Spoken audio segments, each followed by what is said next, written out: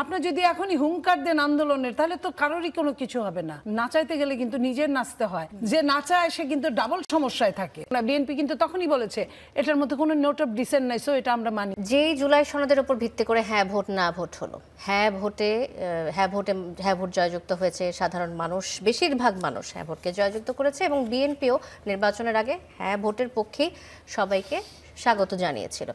এখন সংসদ শুরু হওয়ার পর মানুষের প্রত্যাশা ছিল, বিরোধী দল থেকে শুরু করে সবারই হয়তো প্রত্যাশা ছিল, প্রথম অধিবেশনের প্রথম দিনে জুলাই সনদ নিয়ে আলোচনা হবে এবং গঠনমূলক আলোচনা হবে।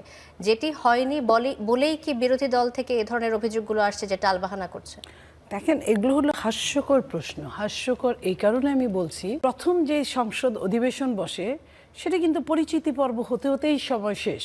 দ্বিতীয় তারপরে একদিন কি হবে কি হবে না এইসব দুইটা অধিবেশনের দিন গিয়েছে। এখন তারা যে শেপ করেছে, যে ক্যাটাগরি ঢুকিয়ে ফেলেছে ফর্মুলার মধ্যে, সেই ফর্মুলার মধ্যে সবসময় সবকিছু হয় না। একটা অনির্বাচিত সরকার আর নির্বাচিত সরকার, আপনি খেয়াল করেন বিএনপি প্রত্যেকটা ব্যাপারে আর্গুমেন্ট করেছে। এই সংস্কার নিয়ে কথা বলার সময় বলেছে এটা সংস্কার, এটা ধূপে টিকার মতো না, প্রথম দিন থেকেই। তারপরে যখন বিএনপির টার্গেট কি ছিল, একটা ভালো নির্বাচন হয়, দেশের মানুষ যা চায়, অনেক দলেরও টার্গেট তাই থাকা উচিত, বিএনপি তাই মনে করেছে। এখন নির্বাচনের জন্য অন্যান্য দলেরও ছিল, কিন্তু নিজের বুঝটা বুঝে তারপরে। এখন বিএনপির আপনি দেখেন এই সংস্কার নিয়ে এত কথা বলছে, 31 দফার মধ্যে যা আছে বিএনপি 23 সালে যেটা ফ্লাশ হয়েছিল ফ্যাসিস্টের আমলে, তার 50% সংস্কার কিন্তু বিএনপি আপনার 31 দফার মধ্যেই আছে।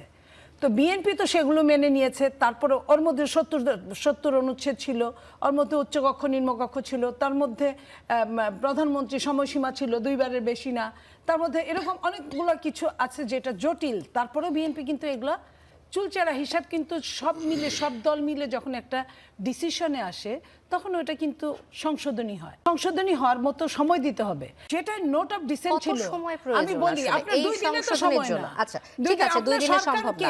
আমি ধরেন আমি আপনাকে বলি, ইলিগালি কথা বললে আগে সরকার যেটা বলেছে, আমি আপনার একটু শোনার সুযোগ দেন বলার। বলেছে যে 180 দিনের মধ্যে না হলে অটো পাস হবে। নিশ্চয়ই আপনার মনে আছে। 180 দিন তো অনেক দূরের ব্যাপার, কার্য দিবস মাত্র তো 2 কার্য দিবস গেল।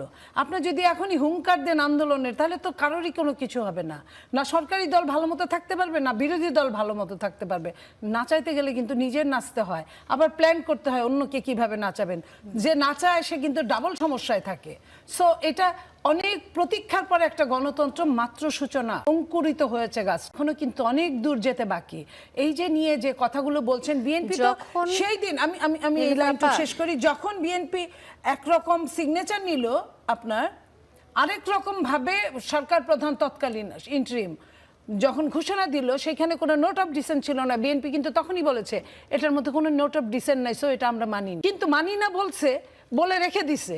এটা তো খুব বড় ব্যাপার না। এই গণভোটটা আপনি যত ভাবেই করেন না কেন, সংসদে আপনাকে যেতেই হবে। সংসদে 2/3 মেজরিটি যাদের থাকবে, সেটা যদি জামাতের থাকতো জামাতের প্রতি ডিপেন্ড হতো, সেটা যদি এনসিপির থাকতো এনসিপির প্রতি ডিপেন্ড হতো, এটাই স্বাভাবিক। তো বিএনপি ওইটাই বলছে 2/3 মেজরিটি, এটাই নিয়ম সংসদের। তাইলে সংসদের নিয়ম যদি তাই হয়, তাহলে আপনি আগেই যদি বুঝেন যে আপনার কিছুই হবে না বলে আপনি আশা ছেড়ে দিলেন আর আন্দোলনের ঘোষণা দিলেন, এটা তো ঠিক না। আপনাকে মানে কৌশলে আপনাকে বুঝিয়ে যে এই রাষ্ট্রটা সবার, বিরোধী দলের সরকারি দলের। আমি প্রশ্নটা করে ফেলি। আমি মনে হয় দ্বিতীয় দিনের মাথায় যখন এই ধরনের প্রোটেস্ট আসলো, সংসদের মধ্যে প্লে কার্ড ঘুরলো, যদিও এটা রীতির বাইরে, রেওয়াজের বাইরে, তারপরে যখন ঘুরলো তখন কি একটা নির্দেশনা দেওয়া উচিত ছিল না সরকারের পক্ষ থেকে, যে আমরা এভাবে করে জুলাই সনদটা শুরু করতে চাচ্ছি বা আগাতে চাচ্ছি, কোন একটা পরিকল্পনার কথা কি দিতে পারতো কিনা? আপনি নিশ্চয়ই সালাউদ্দিন সাহেব যে বক্তব্যটা দিয়েছে এটা সমস্ত জাতি শুনেছে, নিশ্চয়ই বিরোধী দল শুনেছে কি করা যাবে। আর তার কিন্তু ভাষণের মধ্যে এই 5-7 মিনিটের মধ্যে কিন্তু সবকিছুই বলা আছে, কিভাবে কি হবে, কি কোনটুকু করতে পারবে কোনটুকু করতে পারবে না। মানে সরকার আছে বলে সরকারের কাছে সমস্ত ক্ষমতার উৎস সরকার তা না, সমস্ত ক্ষমতার উৎস জনগণ।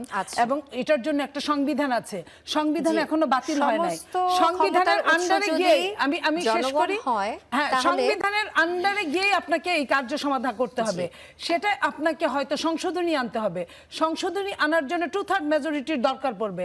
যখন আপনার হা জয়যুক্ত হয়েছে বলবে তখন তখনই ওটা সম্ভব হবে। এখন জয়যুক্ত হওয়ার জন্য যদি বিরোধী দল ভাড়া করে লোক আনতে পারে, আনুক, সরকারি দল থেকে নিক। সরকারি দল তো 70 অনুচ্ছেদ বলছেই, 70 অনুচ্ছেদে কি কি পারবে আর কি কি পারবে না, যদি সরকারি দলের কেউ যায় তাদের সঙ্গে যায় গলা মিলাবে। আচ্ছা, সমস্ত ক্ষমতার উৎস যদি জনগণ হয়, তাহলে দেশের জনগণ কিন্তু ভোট 11টি দিয়েছে। সিটি কর্পোরেশনের পর 42টি জেলা পরিষদেও জেলা দলীয় নেতাদের প্রশাসক হিসেবে নিয়োগ দিয়েছে বিএনপি সরকার। ভোট না দিয়ে জনগণকে সমস্ত ক্ষমতার উৎস হিসেবে না বানিয়ে বা সেদিকে না ঠেলে দিয়ে প্রশাসক নিয়োগের প্রক্রিয়া কি গণতান্ত্রিক বলে মনে করেন? এটা তো কিছুদিনের জন্য, খুব সাময়িক। তারা তো ইলেকশন দিবে খুব তাড়াতাড়ি। ইলেকশন দিলে এটাই স্বাভাবিক। সরকারি দলের কিছু ফ্যাসিলিটিস থাকে। সরকারি দলে অনেকেই ছিল না, তাদের দল কিন্তু ইন্টারিম গভর্নমেন্টের সময় বিরাট বিরাট ফ্যাসিলিটিস নিয়েছে। সমস্ত বিশ্ববিদ্যালয় দখল করেছে, সমস্ত প্রশাসন দখল করেছে। আমরা কিন্তু কিছুই বলি না, আমরা কিন্তু কিছুই বলি না। আমরা কিন্তু বলেছি ইন্টারিম গভর্নমেন্ট কারো না কারো ঘাড়ের উপর সওয়ার হয়েছিল, আমরা দেখেছি, আমরা কিছু বলিনি। আমরা এখন যেটা যে কাউকে না কাউকে দায়িত্ব দিতে হবে। এখন আমি আপনাকে দায়িত্ব দিব, আরেকজনকে দায়িত্ব দিব, সে আমার কথা শুনবে না, সে আমার উল্টা হয়ে আবার আন্দোলন করবে। সেই টাইমটা তো আসলে 6 মাস 3 মাস তো আসলে একটা কি বলে ওটাকে হানিমুন পিরিয়ড বলে। হানিমুন পিরিয়ডে দুনিয়ার দ্বন্দ্ব কুন্দল হোক এটা চাই না। হানিমুন পিরিয়ড থাকতে থাকতেই এই সরকার নির্বাচনের একটা ঘোষণা দিয়ে দিবে, সেই নির্বাচনের জন্য কাজ করবে। এগুলো তো কিছুদিনের জন্য প্রশাসক এইখানে এটাকে সবকিছু যদি আমরা খালি জাস্টিফাই করি তাহলে বোধহয় ঠিক হবে না। ধন্যবাদ নীলুফার মনি, আমি আবার আসবো।